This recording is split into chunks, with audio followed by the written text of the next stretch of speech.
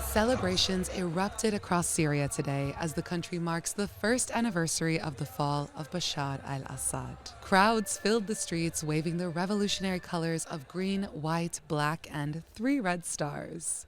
December 8 was a defining moment in the country's history and the end of more than 5 decades of Ba'athist rule. A year ago, this scene was nearly unimaginable. Yet here Syria stands, a state attempting to rebuild after 14 years of war, institutional collapse, and displacement on a historic scale. So, what has changed over the past 12 months? What remains uncertain?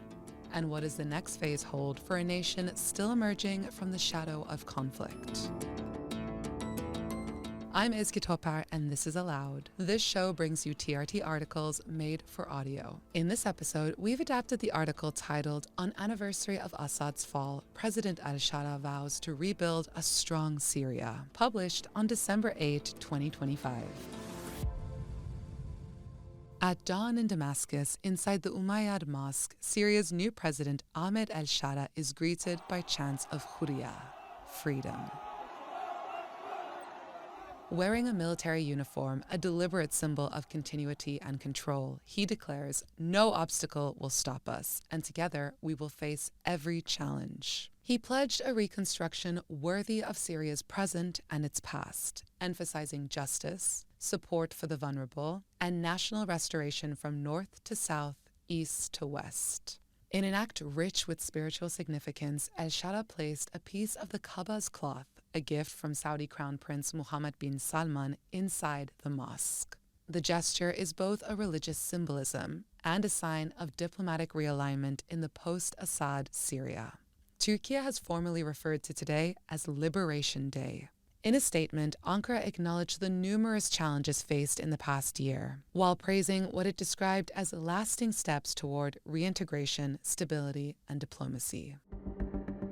It has been 12 months since Assad fled to Russia, ending almost 25 years in power and fracturing the regime that has ruled since 1963. The transitional administration that emerged in January is now attempting to define the future of the Syrian state. So far, these are some of the major changes. Electricity, once limited to only a few hours per day, now reaches most areas for 8 to 10 hours daily.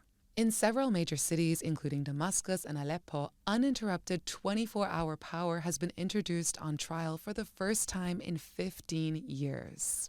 A presidential decree in June raised civil servant salaries from 250,000 Syrian pounds, which is about $15 at the time, to 750,000 Syrian pounds, which is now about $65. In addition, owning foreign currency is no longer a crime. Fuel queues are gone and checkpoint bribes have largely vanished. And perhaps the most symbolic development of all, prisons such as the notorious Sednaya have been permanently closed. According to the Syrian Network for Human Rights, regime forces detained at least 1.2 million Syrians during the civil war and subjected them to various torture methods. For Syrians, the closing of these prisons and torture centers represents the end of a climate of fear that defined life under the former regime. But UN Secretary General Antonio Guterres warns the transition will only succeed if the world commits to a sovereign, united, inclusive Syria. That's all for this episode. This Allow episode was based on several articles published on TRT World.